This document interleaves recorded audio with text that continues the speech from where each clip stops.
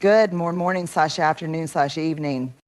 There's a quiet, dangerous myth that we often absorb as children. Be nice no matter what. We confuse being kind with being a doormat. We call it compassion, but deep down we feel it as something else: depletion, dread, sometimes even fear. Today I want to name the line. I want to draw it in bold, loving ink. Because while kindness matters, your dignity matters more. It's one of those truths we don't learn early enough, and often we learn it the hard way. For a long time, many of us believed that being a good person meant always being available, saying yes when we wanted to say no, forgiving without apology, shrinking to keep the peace, smiling when we were actually hurting. But here's what I've come to understand. Deeply, painfully, and gratefully, every time we abandon ourselves to make others comfortable, we trade a piece of our dignity for temporary approval, and eventually we run dry. Boundaries are not walls, they're not ultimatums, they are the clearest expressions of what we value, both in ourselves and in our relationships. A boundary says, this is what's okay with me, and this is what's not. It's not about pushing people away. It's about drawing a circle around your worth and saying, I will no longer stand in spaces that require me to betray myself. The moment you set a boundary, a real one, not out of anger, but out of clarity, something powerful happens. You stop performing, you stop begging, you stop hustling for scraps of love or respect, and you start rising into the truth of who you are. Boundaries are how we say to the world, I respect myself enough to protect my peace. I honor my time, my energy, my values, and if I want others to do the same, I must model it first. Absolutely. It's not easy. In fact, it can be excruciating because people will be uncomfortable. They may criticize you, accuse you of changing, even try to guilt you back into old roles. But here's the quiet miracle. The more consistently you live with healthy boundaries, the more your life begins to align with truth. The people who can't respect them slowly fade. The people who cherish your wholeness show up and stay. And most importantly, you begin to feel safe in your own skin. Boundaries are not selfish, they are sacred. They are the birthplace of self-respect. And self-respect is the soil where everything good in our lives grows. Trust, love, courage, joy. If you want to live in alignment, start with boundaries. If you want to stop people-pleasing, start with boundaries. If you want to build a life that feels like yours, start with boundaries. Not because you're mean, but because you finally know you're worth protecting. We teach people how to treat us by what we allow. It's one of those statements that lands like a whisper at first, and then it echoes. Because if we're honest, most of us have spent seasons in our lives quietly tolerating what we didn't deserve, brushing off the disrespect, making excuses for the silence, rationalizing the inconsistency. We told ourselves maybe they're just going through something. Maybe it's not that big of a deal. Maybe if I just love harder, give more, stay longer. But here's the truth. Every time we stay silent when someone crosses a line, we're teaching them that line doesn't really matter.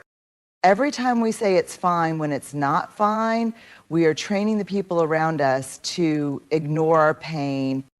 Every time we prioritize their comfort over our dignity, we reinforce the idea that our needs are negotiable.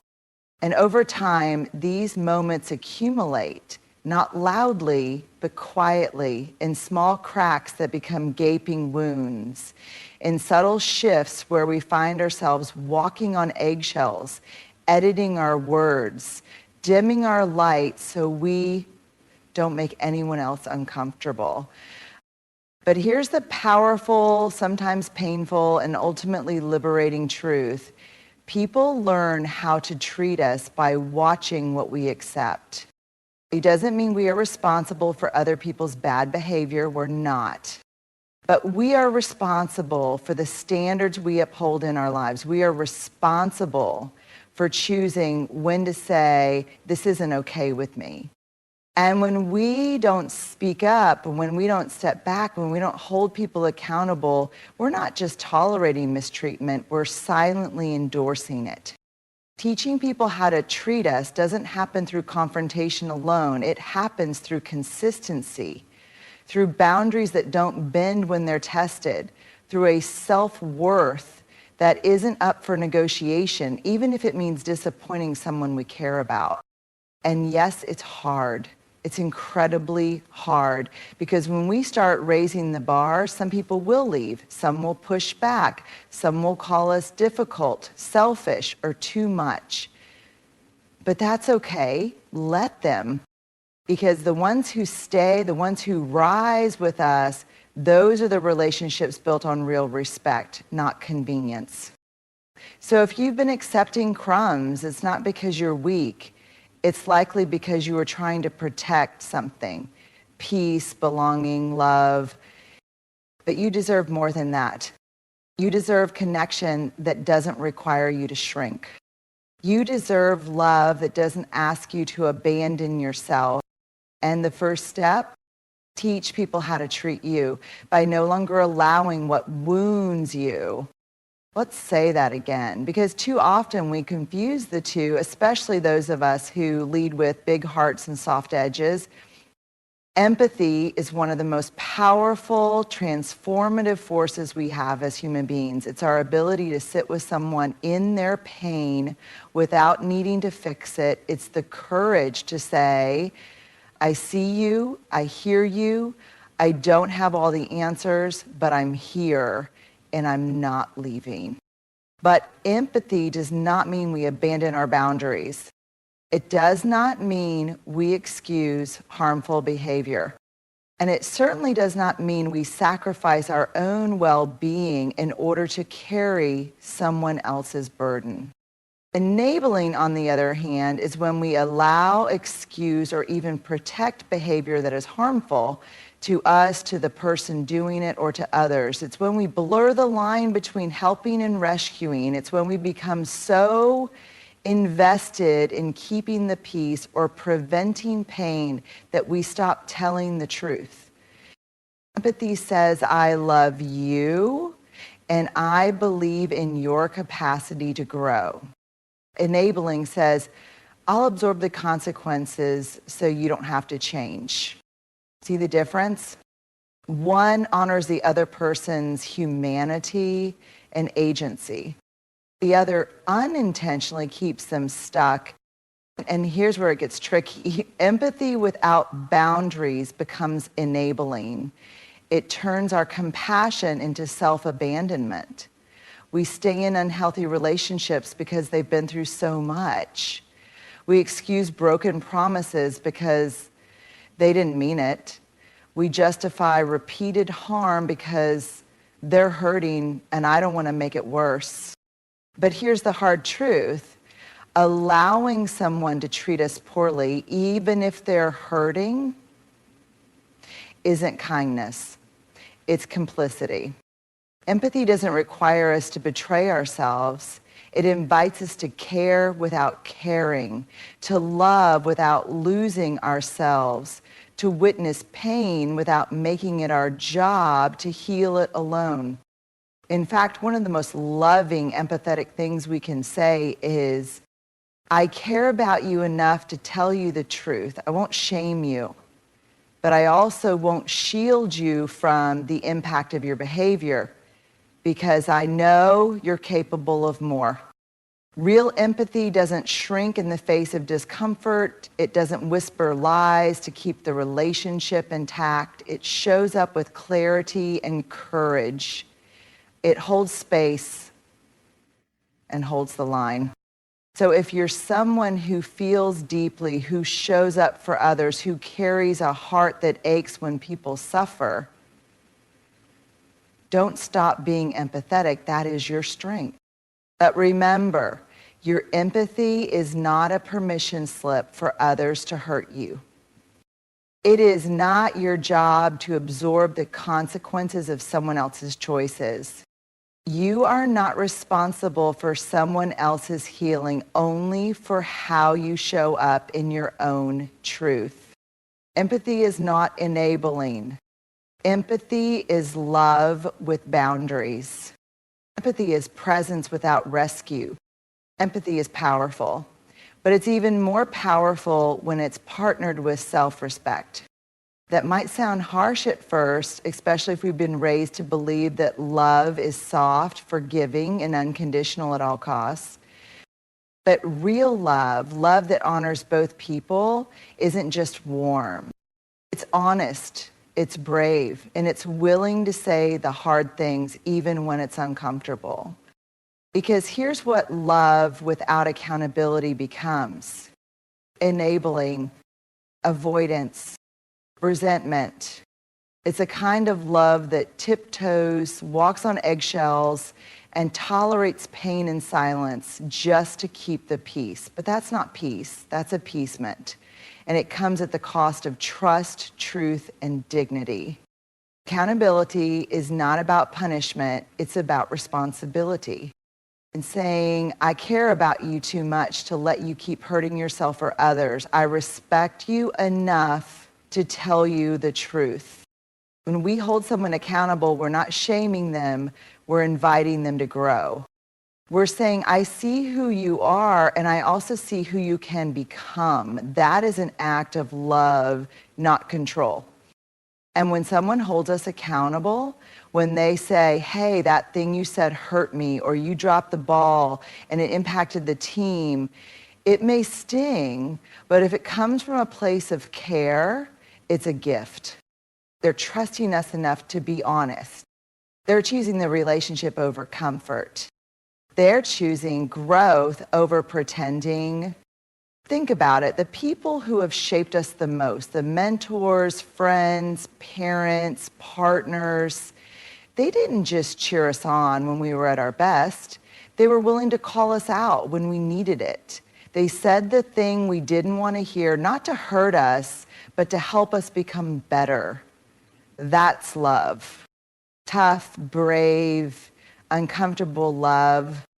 And we need more of it in families, in friendships, in leadership, in communities. Because a relationship without accountability isn't safe, it's shallow. You can't build trust in an environment where no one is willing to speak the truth. You can't build intimacy with someone who refuses to take ownership of how they show up. And you can't create change without a willingness to say, this behavior isn't okay, and I believe you can do better. Love isn't letting people off the hook. Love is looking someone in the eye and saying, I'm still here, but this has to change.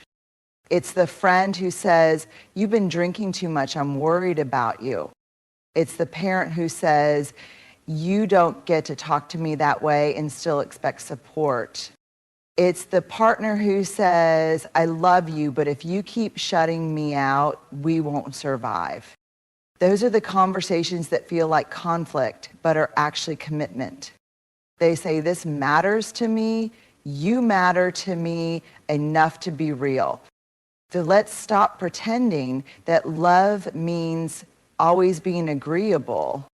Let's stop thinking that calling people in is the same as calling them out. Let's learn to live in the tension of both care and truth. Because accountability is not cruelty. It's not betrayal. It's not rejection. It's one of the deepest forms of love we can offer another person. And it's one of the strongest ways we show love to ourselves. Resentment is a warning sign. It doesn't come out of nowhere. It doesn't show up uninvited. It doesn't burst through the door screaming, not at first. Resentment is subtle. It starts as a tightness in your chest when you say yes, but mean no. It's the ache in your gut when your needs get overlooked again, and you say nothing again. It's the inner sigh, the forced smile, the words you swallow in the name of keeping the peace. But here's the truth. Every time you go quiet when you want to speak, every time you shrink to make someone else feel bigger, every time you overextend while underfeeling, resentment grows roots.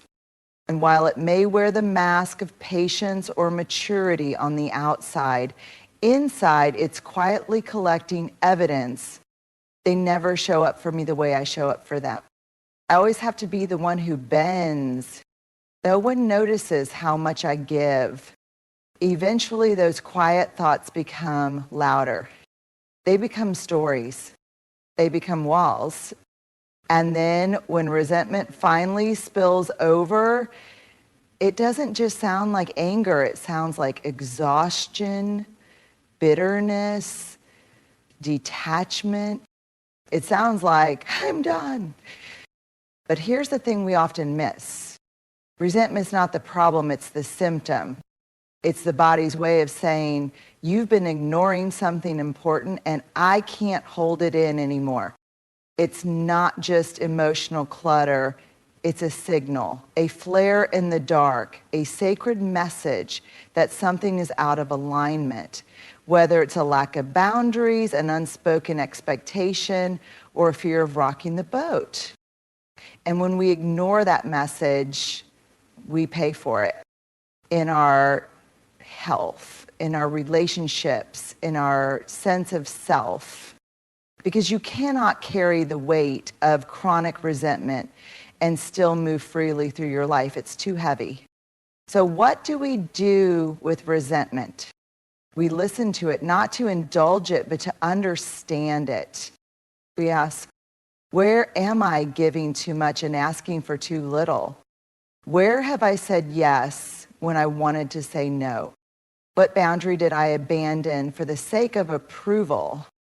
What truth am I afraid to speak? Because here's the truth, most of us don't want to face. If we don't deal with our resentment honestly, it will do the dealing for us. It will leak out in sarcasm, in passive aggression, in distance, in cold shoulders, and subtle jabs. It will damage what we were trying to protect. But when we let resentment lead us back to clarity, something powerful happens. We start choosing differently. We stop saying yes to things that deplete us. We stop trying to be everything for everyone. We start valuing our needs not as an afterthought, but as sacred. And the relationships that can hold that truth, they get stronger. The ones that can't, well, maybe they weren't built on truth to begin with. So the next time resentment rises in your body like a wave, don't just push it down or brush it off. Pause, get curious, ask what it's trying to protect. Ask what it wants you to know. Because resentment is not a failure of love.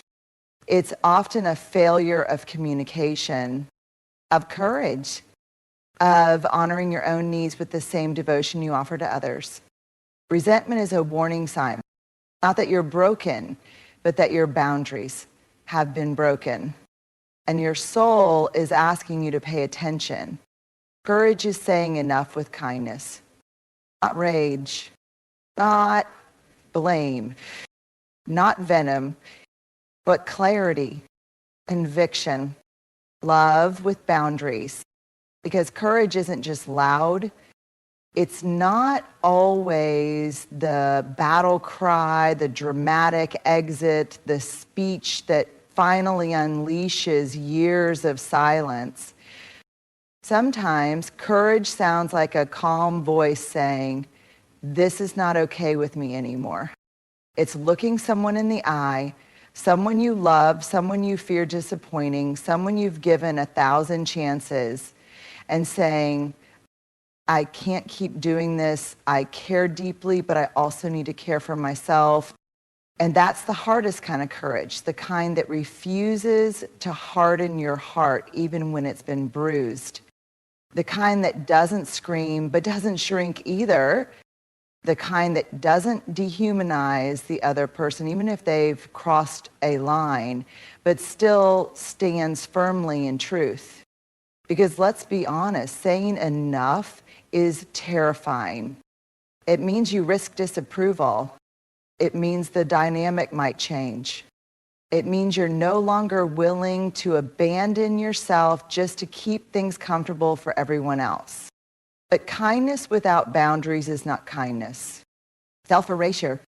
And when we mistake that for love, we train ourselves and others to believe that our needs don't matter, that our exhaustion is noble, that swallowing pain is somehow the price of belonging. So, courage is knowing where the line is and being willing to draw it, even if your voice shakes. It's choosing integrity over appeasement. It's holding compassion for others without abandoning compassion for yourself. Saying enough doesn't mean you don't love them. It means you finally love yourself too. It means you believe in relationships that can hold truth, not just comfort. And here's the truth. You can be kind and clear. You can be soft and strong. You can say this isn't working for me without making the other person bad or wrong, just not right for where you're going next. Because real kindness doesn't come from people pleasing. It comes from honoring what's honest. It comes from choosing what is healthy, even if it's hard. So when you find yourself at that edge, when your soul is tired, when your boundaries have been bruised, when the same pattern keeps repeating and everything in you is whispering, enough, don't wait for it to become a scream. Don't wait until you're bitter and breaking. Say it now. Say it with love. Say it with a steady heart and a voice that knows it's worthy. Courage is saying enough, not to shame, but to free. Not to wound, but to heal. Not to end love, but to invite in a version of it that no longer requires you to disappear. At some point, we all have to decide what kind of life we're willing to build, not just for others, but for ourselves. Not the life that looks good on the outside, but the one that feels true on the inside. That life requires boundaries. It requires uncomfortable conversations. It requires walking away from behaviors that bruise our spirit, even when it costs us comfort or approval. We've talked about 5 behaviors we should never tolerate, and not because we're harsh, but because we're whole. Because every time we choose silence over self-respect, tolerance over truth, peacekeeping over personal peace, we chip away at something sacred. It is not unkind to hold someone accountable. It is not cold to say enough. It is not selfish to listen to the warning signs of resentment. It is not weak to want relationships where empathy is present, but not enabling. It is not too much to ask to be treated with basic dignity. The hardest part of self-respect is that it often requires disappointing others, but the deepest betrayal is abandoning yourself. So as you leave here today, remember this. You are allowed to take up space. You are allowed to expect reciprocity. You are allowed to draw the line, speak your truth, and still be kind. Because love without boundaries isn't love, it's fear in disguise. And the moment you start honoring what you know deep down, that your worth is not up for debate, everything changes. Courage isn't always loud. Sometimes it's quiet strength. It's the whisper in your chest that says no more. It's the truth in your bones that says, I deserve better. And it's the grace in your voice that says, I can walk away with love in my heart and my head held high. This isn't about building walls. It's about building a life where respect is mutual, energy is sacred, and love never asks you to lose yourself. Let today be the day you stop tolerating what wounds you and start protecting what heals you. That is not just brave, that is transformational, and that is love, starting with you.